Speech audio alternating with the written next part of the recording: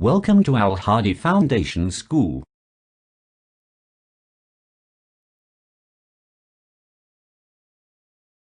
बिस्मिल्लाहिर्रहमानिर्रहीम। अस्सलाम वालेकुम। अपनी किताब का सफ़ा 118 पेज 118 खोलें।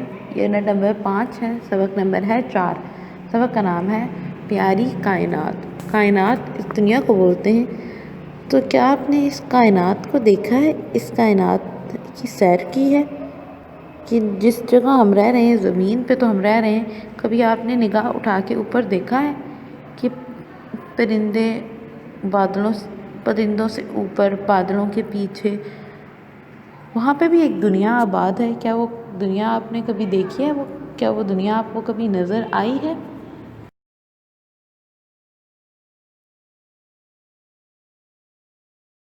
क्या आपने अपनी इस प्यारी ज़मीन से ऊपर निगाह उठाकर कभी आसमान को गौर से देखा है?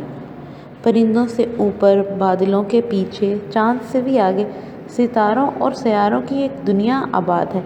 चलें थोड़ी देर के लिए तसव्वुर करते हैं कि हम ज़मीन को छोड़कर ऊपर की तरफ आसमान की सैर को जा रहे हैं। हम आसमान की सैर को जा रहे हैं तो इस सैर में हमें क्या क्या नज़र आएगा? हम कौन कौन सी चीज़ें देखेंगे? हम किन किन चीज़ों से लुत्फ़अंदोज़ होंगे?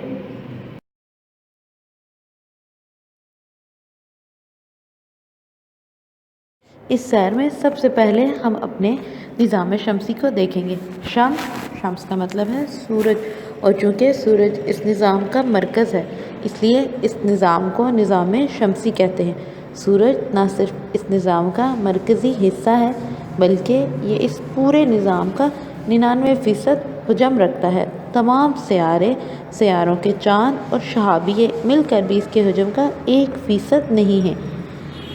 निज़ाम शमसी का सबसे जो बड़ा है मरकज़ है, या जो उसका मरकज़ी हिस्सा है, वो 99% उसका हुजम है, यानी सबसे ज़्यादा।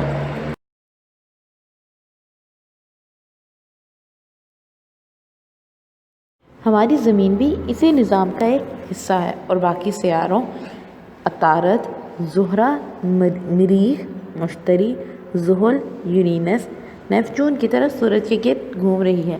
ये निज़ाम शमसी इसी बड़ी कायनात का एक मामूली सा हिस्सा है, जिसमें करोड़ों कहकशाएँ, सैयारे, सितारे, शहाबिये और बहुत से इजसाम फ़ल्की शामिल हैं। कायनात का मुताला इल्म फ़ल्कियात कहलाता है। कायनात, इस दुनिया में मौजूद जितनी भी चीज़ें हैं ना, इसके पढ़ने को, इसके मुताले का नाम है इल्मुल फ़ल्कियात।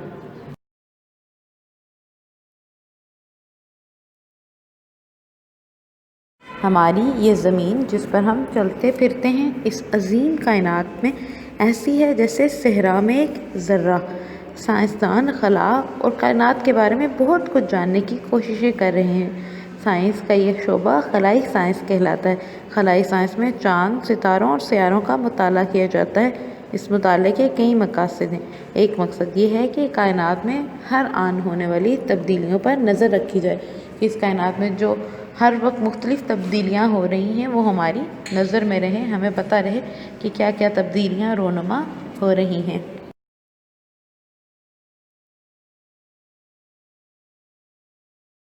सफ़ा 119 पे आ जाएं। एक मकसद ये है कि कायनात में हर आन होने वाली तब्दीलियों पर नज़र रखी जाए। एक मकसद इस बात का जायज़ा लेना है कि क्या इंसान कायनात में किसी और मुकाम पर आबाद किया जा सकता है। ये जानने के लिए साइंसदानों ने अब तक चाँद और मरीख के लिए कई मिशन भेजे हैं। मिशन भेजने का मतलब ये है कि हवाई जहाज़, बड़ी बड़ी मशीनें और खलाई स्टेशन ज़मीन से चाँद और दूसरे सैयारों की तरफ रवाना किए जाएँ। खलाबाज इन जहाज़ों, मशीनों और स्टेशनों में सवार होकर भी गए हैं, और कई बार खलाई गाड़ियाँ इंसान के बगैर भी गई हैं। बाज़ जानवर मसलन कुत्ता और बंदर भी खला में भेजे गए।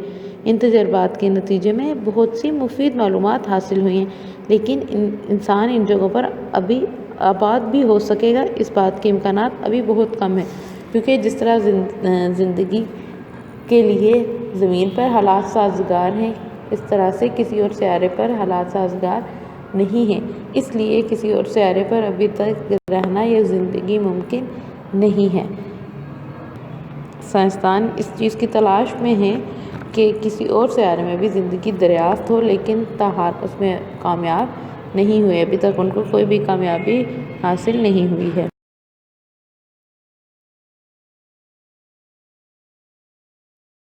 چاند ہماری زمین سے تقریباً 2,39,000 میل کے فاصلے پر ہے۔ انسان ہمیشہ یہ خواب دیکھتا تھا کہ وہ چاند پر اترے اور وہاں بس جائے۔ چاند تک پہنچنے کی سنجیدہ کوششوں کا آغاز 20ویں صدی میں روس اور امریکہ نے کیا۔ چاند پر پہلے اترنے کا ایک مقابلہ دونوں ملکوں میں شروع ہو گیا، تقریباً 40 سال تک جاری رہا۔ اس دوران دونوں ملکوں نے کئی مشن خلا میں بھیجے۔ کچھ مشن ناکام رہے، زیادہ تر کامیاب ہوئے۔ ابتدائی مشن انسانوں کے بغیر بھیجے گئے، یعنی وہ صرف مشینیں تھیں جن میں کیمرے اور دوسرے آلات لگے ہوئے تھے۔ ان ابتدائی آلات سے معلوم ہوا کہ چاند پر ہوا موجود نہیں اور وہاں انسان کا رہنا ممکن نہیں، کیونکہ ہوا سانس لینے کے لیے بہت ضروری ہے۔ تو اگر ہوا نہیں ہوگی تو ہم وہاں پہ نہیں رہ سکیں گے۔ ویسے تو بہت سے سائنسدان چاند پر بھی کچھ نے قدم رکھا ہے، لیکن ابھی وہاں پہ بھی زندگی دریافت نہیں ہوئی ہے، یعنی وہاں پہ نہیں رہ سکتے۔ اگر وہاں پہ انسان جاتا بھی ہے تو اپنے ساتھ ضرورت کی تمام چیزیں لے کر اس کو جانا پڑتی ہیں۔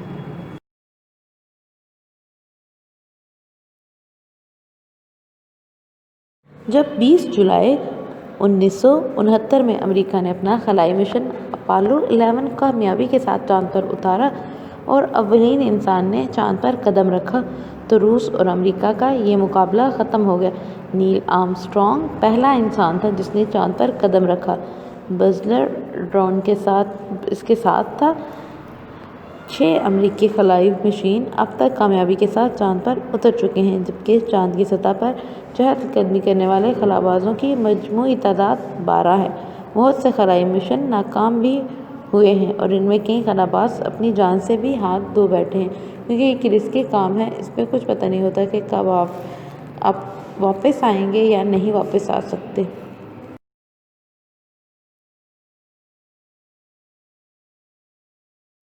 پہلے کامیاب مشن کے بعد امریکی خلاباز ایسی گاڑیاں ڈروئرز لے کر چاند پر گئے جو چاند کی سطح پر چلائی گئیں اور خلاباز 3 دن تک چاند پر رہے۔ چاند کے بعد انسان نے مریخ کی طرف سفر شروع کیا۔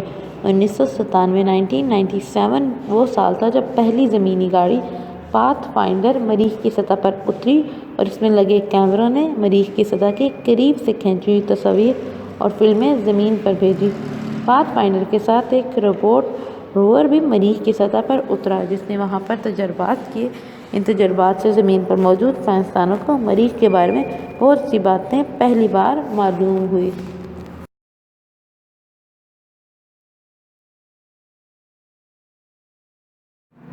آج کل بھی مریخ پر بھیجے گئے روبوٹس وہاں کے بارے میں معلومات زمین پر بھیج رہے ہیں۔ مریخ کی سطح پر موجود برف ایک ایسی امید ہے جس کی بدولت سائنسدانوں کا خیال ہے کہ وہ انسانوں کو مریخ پر آباد کرنے کے طریقے ڈھونڈ لیں گے۔ اللہ کی بنائی یہ عظیم کائنات اپنے بنانے والے کی ایک کھلی نشانی ہے۔ سبحان اللہ و بحمدہ سبحان اللہ العظیم، کہ پاک ہے اللہ اپنی خوبیوں سمیت، پاک ہے اللہ عظمت والا ہے کہ اس نے اس دنیا میں کتنی ہی چیزیں بنائی ہیں، ہر چیز اسی کی بنائی ہوئی ہے، وہی اس کائنات کا خالق اور مالک ہے۔